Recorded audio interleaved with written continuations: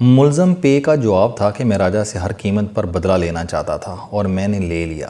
دوسرے ملزم سے بھی پوچھا گیا، یہ اپنے فعل پر شرمندہ تھا اور اس کا کہنا تھا کہ مجھے اندازہ نہیں تھا کہ میری غلطی کا اتنا خوفناک نتیجہ نکلے گا۔ میرا خیال تھا کہ لوگ صرف عمیر عرف راجہ کو پکڑ لیں گے اور یوں میرا اور پے کا بدلہ پورا ہو جائے گا، مگر لوگوں نے مسیحوں کے گھر بھی جلا دیے اور ہمارے چرچ بھی۔ اس نے اپنی پھوپھی کے داماد کی مداخلت اور امدادی رقوم بھی تسلیم کر لیں۔ دونوں ملزموں سے پوچھا گیا کہ تم نے توہین آمیز مواد ان دو گھروں کے سامنے کیوں رکھا تھا؟ تو ان کا جواب تھا کہ ہم جانتے تھے کہ یہ با اثر لوگ ہیں، یہ جب لوگوں کو بتائیں گے تو پورا شہر ان کے پیچھے کھڑا ہو جائے گا اور پولیس راجہ کو بچا نہیں سکے گی۔ ان سے پوچھا گیا، لیکن اس معاملے میں راجہ کے دوسرے بھائی عمر مسیح اور والد کا کیا قصور تھا؟ تم نے ان دونوں کو ساتھ کیوں شامل کیا؟ ان کا جواب تھا کہ ہم پورے خاندان کو ختم کرنا چاہتے تھے تاکہ کل کو کوئی ہم سے بدلہ نہ لے سکے۔ ہم اب مسلمانوں کے رد عمل کی طرف آتے ہیں۔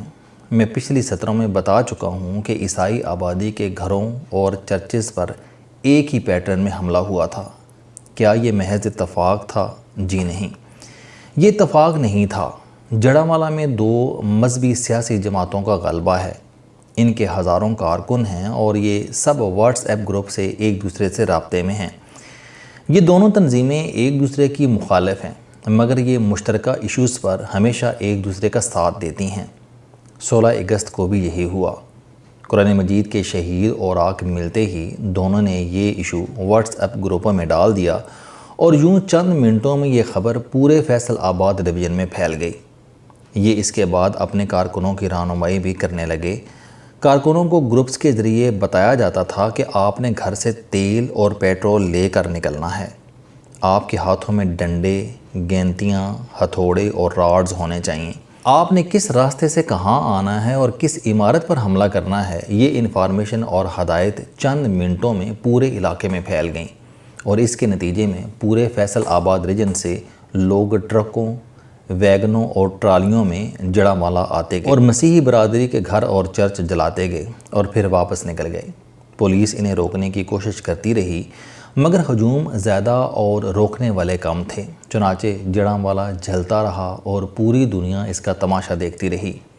میں یہاں پولیس کے 3 اہم اقدامات کی تعریف کروں گا۔ پہلا قدم، پولیس نے بروقت علاقہ خالی کرا کر جانیں بچا لیں۔ اس سانحے میں کسی کی جان گئی اور نہ ہی کوئی زخمی ہوا۔ دوسرا، پولیس 1 ہفتے میں تحقیقات مکمل کر کے اصل پلان اور اصل ملزموں تک پہنچ گئی۔ اور 3، پولیس نے 2 ہفتوں میں علاقے میں بھائی چارہ اور رواداری پیدا کر دی۔ یہ علماء کرام کو چرچز میں لے گئی اور پادریوں کو مسجدوں میں، اور دونوں نے ایک دوسرے کی عبادت گاہوں میں کھڑے ہو کر امن اور بھائی چارے کا پیغام دیا۔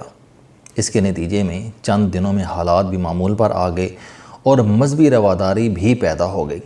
لیکن سوال یہ ہے کہ کیا اس ایشو کا کوئی مستقل حل موجود ہے؟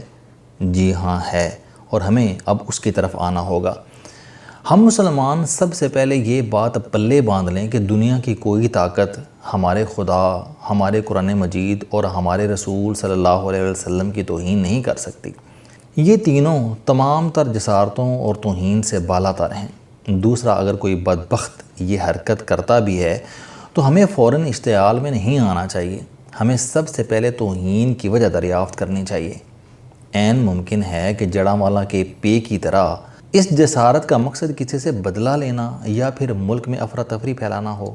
دوسرا، یہ بھی عین ممکن ہے کہ یہ جسارت کسی فاطر العقل یا پاگل شخص نے کی ہو، اور اسلام میں پاگلوں پر کوئی حد نہیں لگتی، لہٰذا ہمیں یہ بھی تحقیق کر لینی چاہیے کہ جسارت کرنے والا شخص پاگل یا فاطر العقل تو نہیں، اور کہیں اس کا مقصد معاشرے میں انتشار پھیلانا یا کسی سے بدلہ لینا تو نہیں۔ تیسرا، ہم ایک ریاست اور معاشرے میں رہ رہے ہیں، اس معاشرے کے اپنے قوانین اور ضابطے ہیں۔ بحیثیت شہری ہمیں ان ضابطوں اور قوانین کو ہاتھ میں نہیں لینا چاہیے۔ ہمیں چاہیے کہ ہم پولیس اور علماء کرام سے رابطہ کریں اور یہ معاملہ ان پر چھوڑ دیں۔ اگر علماء اور پولیس اس نتیجے پر پہنچ جاتے ہیں کہ گستاخی کرنے والا شخص واقعی گستاخ ہے تو پھر اسے قانون کے مطابق سزا مل جائے گی، اور اگر اس شخص کو بے گناہ قرار دیتے ہیں تو پھر ہمیں ان کی رائے کا احترام کرنا چاہیے۔ ہمیں بہرحال فسادی کا کردار ادا نہیں کرنا چاہیے۔ 4، کسی ایک شخص کے جرم کی سزا اس کے پورے خاندان، قبیلے یا کمیونٹی کو دینا انسانیت نہیں ہے۔ کسی ایک شخص کی جسارت، گستاخی یا سازش کے بعد پوری کمیونٹی کے گھر جلانا کہاں کا اسلام، کہاں کا انصاف اور کہاں کی دانشمندی ہے۔ اور 5، کسی شخص کے انفرادی فعل کے بعد ان کے گھروں یا عبادت گاہوں پر حملوں کی کیا توق بنتی ہے؟ اس میں چرچز، مندروں، ٹیمپلز اور جماعت خانوں کا کیا قصور ہے؟ ہم انہیں کس چیز کی سزا دیتے ہیں؟ یہ تمام نکات عام لوگوں کے لیے تھے۔ ہم اب حکومت کی طرف آتے ہیں۔ پاکستان میں 75 برسوں سے مذہبی فسادات ہو رہے ہیں، لہذا ریاست کو اب تک ان کی نوعیت بھی سمجھ آنی چاہیے تھی اور ان سے نمٹنے کا طریقہ بھی سیکھ لینا چاہیے تھا، لیکن ہم نے یہ نہیں کیا۔ چلیں ماضی پر مٹی ڈالیں، مگر ہمیں اب تو SOPs بنا لینے چاہیے اور اس مسئلے کا کوئی ٹھوس حل بھی نکال لینا چاہیے۔ میری دانست میں پہلا حل مکس سوسائٹی ہے۔ ہم نے بدقسمتی سے ملک کو چھوٹی چھوٹی پاکٹس میں تقسیم کر دیا ہے۔ کراچی جیسے شہر میں بھی مہاجروں، سندھیوں، پٹھانوں، بلوچیوں اور میمنوں کے علاقے الگ الگ ہیں۔ پورے ملک میں ہندو، سکھ اور عیسائی الگ الگ محلوں میں رہتے ہیں اور یہ پاکٹس فساد کی اصل جڑ ہیں۔ ان پاکٹس میں کوئی ایک شرپسند افواہ پھیلاتا ہے اور پورا علاقہ تحقیق کیے بغیر تلواریں لے کر نکل کھڑا ہوتا ہے۔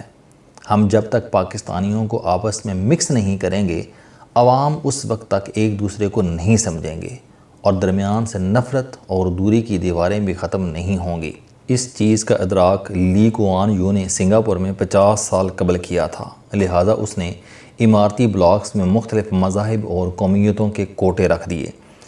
اس کا یہ فائدہ ہوا کہ ہر بلاک میں چینی، ملائی، بدھ، ہندو اور مسلمان اکٹھے رہ رہے ہیں۔ نتیجتاً وہاں کسی قسم کا کوئی فساد نہیں۔ ہماری حکومت کو بھی چاہیے کہ یہ کوئی ایسی پالیسی بنائے جس کے نتیجے میں لوگ پاکٹس کے بجائے مکس ہو کر رہیں۔ اس سے نفرت اور دوریاں دونوں ختم ہو جائیں گی۔ دوسرا، حکومت ملک میں بین المذاہب کمیٹیاں بنا دے۔ یہ کمیٹیاں مستقل ہوں اور جب بھی نفرت، جسارت یا توہین کا کوئی واقعہ پیش آئے تو یہ ایشو سب سے پہلے اس کمیٹی کے پاس جائے۔ کمیٹی تحقیقات کرے اور اگر معاملہ جھوٹا نکلے تو یہ باقاعدہ اعلان کرے اور اگر واقعہ سچا ہو تو یہ ملزم کو فوری طور پر پولیس کے حوالے کر دے اور پولیس ضابطے کی کارروائی شروع کر دے۔ مگر کسی بھی صورت میں عوام جمع ہوں گے اور نہ کسی پر حملہ کیا جائے گا۔ تیسرا، پاکستان میں ماضی میں پولیس کے مخبر ہوا کرتے تھے۔ یہ محلوں اور گلیوں میں پنپنے والے ایک ایک سازش کی اطلاع پولیس کو دیتے تھے۔ یہ سلسلہ بعد ازاں ختم ہو گیا۔ میرا مشورہ ہے کہ حکومت فوری طور پر اسے بحال کر دے۔ یہ حساس علاقوں کو گرین، یلو اور ریڈ 3 رنگوں میں تقسیم کر دے اور ان میں اپنے مخبر چھوڑ دے۔ مخبر باقاعدہ ملازم ہوں اور یہ ان لوگوں میں رہ کر اندر کی صورتحال کی اطلاع دیتے رہیں اور ریاست ان مخبروں کی بنیاد پر حادثوں اور سانحوں سے قبل ملزموں تک پہنچ جائے۔ چوتھا، حکومت ایک ہی بار دل بڑا کر کے تمام مساجد کا چارج اپنے ہاتھ میں لے لے۔ یہ امام اور مؤذن باقاعدہ بھرتی کر کے مساجد میں تعینات کرے اور انہیں شاندار تنخواہیں دے تاکہ یہ لوگ ریاست کی نظروں میں بھی رہیں اور انہیں ہاتھ بھی نہ پھیلانا پڑے۔ مجھے معلوم ہے کہ اس تجویز کے جواب میں حکومت اب تر معاشی صورتحال کا رونا روئے گی، لیکن اس کا حل بھی موجود ہے۔ حکومت اس کے لیے مسجد فنڈ کا اعلان کر دے۔ مخیر حضرات اس فنڈ میں رقوم جمع کرا دیا کریں اور ان رقوم سے مسجدوں کی دیکھ بھال اور صفائی ستھرائی کا کام بھی ہوتا رہے اور عملے کی تنخواہیں بھی نکلتی رہیں۔ حکومت یہ ذمہ داری مذہبی NGOs کو بھی سونپ سکتی ہیں، تاہم امام اور مؤذن کا تقرر بہرحال حکومت کرے اور خطبہ اور تقریروں کا مواد بھی یہ اماموں کو بھجوائے اور آخری تجویز، خدا کے لیے مذہب کو ذاتی معاملہ قرار دے دیں اور لوگوں کے مذہبی عقائد پر تنقید کو قابل سزا جرم بنا دیں تاکہ لوگ سنبھل کر گفتگو کیا کریں۔ لوگوں کے عقائد پر تنقید نہ کر سکیں، اس سے بھی انتشار میں کمی آ جائے گی اور میرا ذاتی خیال ہے کہ ہم نے اگر اس صورتحال کو ابھی سے کنٹرول نہ کیا تو تقسیم در تقسیم معاشرہ کسی بھی وقت ایٹمی ری ایکٹر ثابت ہوگا اور یہ ریاست کا سارا سٹرکچر اڑا دے گا۔ السلام علیکم، آپ اسٹوڈنٹ ہیں، کوئی جاب کرتے ہیں، کاروبار کرتے ہیں، یا پھر آپ گھریلو زندگی گزار رہے ہیں، اگر آپ اپنی زندگی کو بدلنا چاہتے ہیں تو اس چینل علم دوستی پر آپ زندگی میں کامیابی کے لیے جاوید چوہری صاحب کے موٹیویشنل، سوشل، سیلف ڈسکوری سے ریلیٹڈ اور صحت سے متعلق بے شمار کالم سن سکتے ہیں۔ میرا دعویٰ ہے کہ یہ چینل آپ کی زندگی بدل دے گا۔ اس چینل کا مقصد اچھی باتیں معاشرے میں پھیلانا ہے اور اچھی بات کو دوسروں تک پہنچانا صدقہ جاریہ ہے۔